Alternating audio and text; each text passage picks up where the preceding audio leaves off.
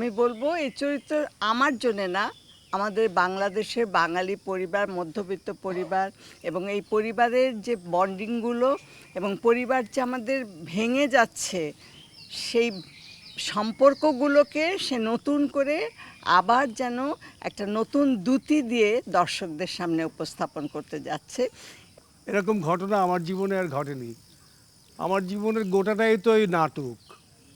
আমি একটু পালিয়ে টালিয়ে থাকতে পছন্দ করি। আমি খুব বাইরে এসে যে নিজের থেকে কোথাও যাবো টাবো, এগুলি আমার চরিত্রে নেই। রাজের সঙ্গে কাজ করছি আমার অত্যন্ত আনন্দের সঙ্গে, এবং আমি বলবো যে আমার একটা বড় পাওয়া, কারণ অনেক দিন আগে তার সঙ্গে কাজ শুরু করেছি। এখন জীবনের শেষ প্রান্ত বলা যায় আমার। এই সময়ে এসে আমার জন্য যে চরিত্রটা তৈরি করেছে, আমি বলবো এই চরিত্র আমার জন্যে না, আমাদের বাংলাদেশের বাঙালি পরিবার, মধ্যবিত্ত পরিবার এবং এই পরিবারের যে বন্ডিংগুলো এবং পরিবার যে আমাদের ভেঙে যাচ্ছে, সেই সম্পর্কগুলোকে সে নতুন করে আবার যেন একটা নতুন দ্যুতি দিয়ে দর্শকদের সামনে উপস্থাপন করতে যাচ্ছে। এবং প্রত্যেকটা চরিত্র এবং প্রত্যেকটা নদীর মতো বাঁকে বাঁকে এমন সমস্ত সারপ্রাইজ আছে, দর্শক খুব উৎসাহিত হবে, বিরক্ত হবে, তার সে যে ভিতরে যে আকাঙ্ক্ষাটা, সেটা হঠাৎ এসে এক পশলা বৃষ্টির পরে যেমন একটা সুশীতল বাতাস তার তার মনকে ভরিয়ে দেয়, এমনি একটা তৃপ্তি নিয়ে আমার মনে হয় এই নাটকটি দেখবে। প্রথম পর্ব শেষ হয়ে গেছে, এখন দ্বিতীয় পর্বের কাজ চলছে এবং এখানে নানান রকম জটিলতা আছে, এবং জটিলতার পরেই আমার মনে হয় সেই সুন্দর সুশীতল বাতাসটা রাজ তার দক্ষ পরিচালনায় দর্শকদের উপহার দেবে। এবং প্রত্যেকটা চরিত্রই কিন্তু ভিন্ন ভিন্ন মাত্রা, যেটা তার একটা বৈশিষ্ট্য, এবং আমি প্রশংসা করতে চাই না, দর্শকরাই সেটা দেখবেন এবং আপনারা যারা আছেন আপনারা সেটা বিচার করতে পারেন। এরকম একটি কনফারেন্সে বসছি, প্রায়র টু দ্য রিলিজ। এরকম ঘটনা আমার জীবনে আর ঘটেনি।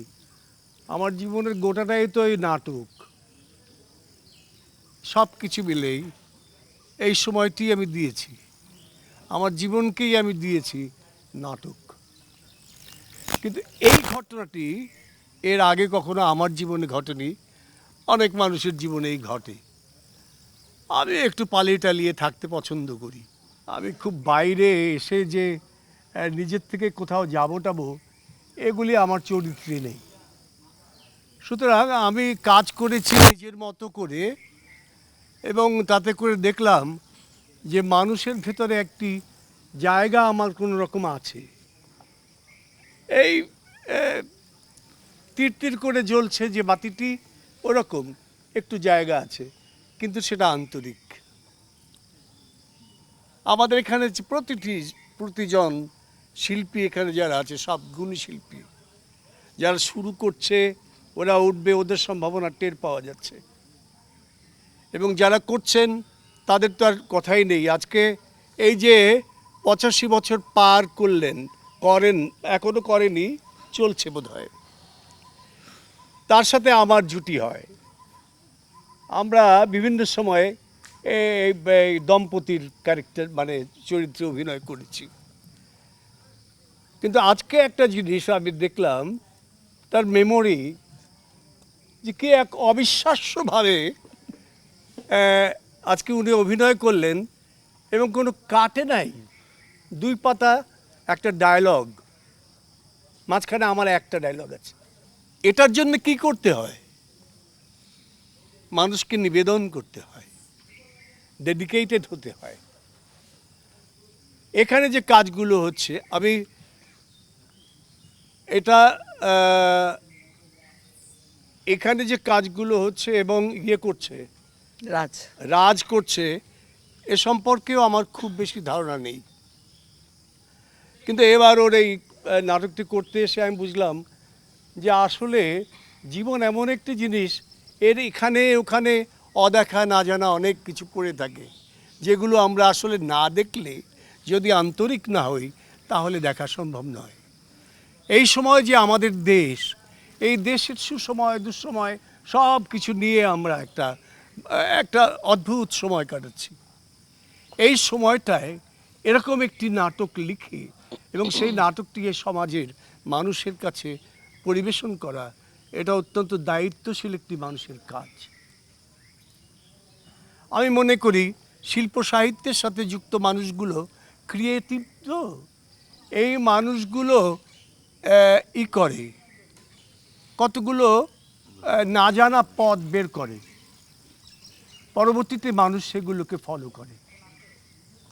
এবং আমার যেটা বোধ হয় সেটা হলো গিয়ে এইরকম একটি পরিবেশে সেগুলো তৈরি হয়।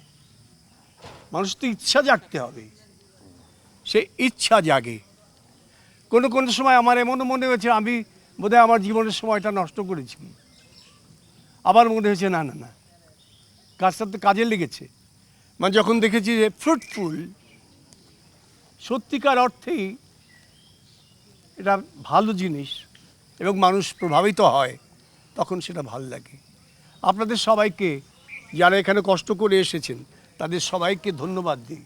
ধন্যবাদের চেয়ে বড় হলো আমার কৃতজ্ঞতা আপনাদের কাছে, যে আপনারা যেটা করছেন এই সম্পূর্ণ কাজটির মধ্যে আপনাদের যে কন্ট্রিবিউশন, সেই কন্ট্রিবিউশনটা হলো গিয়ে মানুষের কাছে পৌঁছে দেয়া একটা সংবাদ যে আমরা ভালো করে চিন্তা করছি, আমরা ভালো পথে চলার চেষ্টা করছি। আমি তো খুবই ইমপ্রেসড। আমি আর বেশি কিছু বলতে পারবো না, রাজের আরও অনেকগুলো কাজ করলে পরে বলতে পারবো। এই প্রথম কাজটি করছি তো, সুতরাং অত কিছু বলতে পারবো না। তবে আমার ওকে মনে হয়েছে যে ও একটু ছাড় দেয় না। কথায় আছে ডিরেক্টরস আর দ্য ডিক্টেটর, এবং সত্যি একদম। সে একদম শেষ পর্যন্ত সে ছাড় দেয় না এবং করিয়ে ছাড়ে। হ্যাঁ, কোনো অসুবিধা নাই। আমার সাথে হয়তো একটু হাসবে, অন্য বাচ্চাদের সাথে একটু খেপে টেপে যাবে, সেটা হোক, সেটা ভালো, আমারও ভালো লাগে। কিন্তু আমি ফিল করছি, আমার মনে হয় ইজ কোয়াইট ডিফারেন্ট। এবং একটা সময় আসবে, হুমায়ুনের যেটা হয়েছিল, হুমায়ুনের সাথে আমার বয়সের ডিফারেন্স 3 মাস, কিন্তু তার সাথে আবার কখনো এইসব নিয়ে আলাপ আলোচনা হয়নি। বাট সে যে একটি অসম্ভব মেধাবী মানুষ ছিলেন তাতে কোনো সন্দেহ নেই, ওর মধ্যে সেই জিনিসগুলো আছে। এবং ঠিক সময় মতো এই ফ্যামিলি নাটকটি সে অন এয়ার করছে। আমি বিশ্বাস করি, আমরা সবাই বিশ্বাস করি, একটা সুন্দর কাজ হবে এবং আপনারা আরও মজা পাবেন। ধন্যবাদ। আপনারা আরও বেশি করে এসব নিয়ে আসবেন।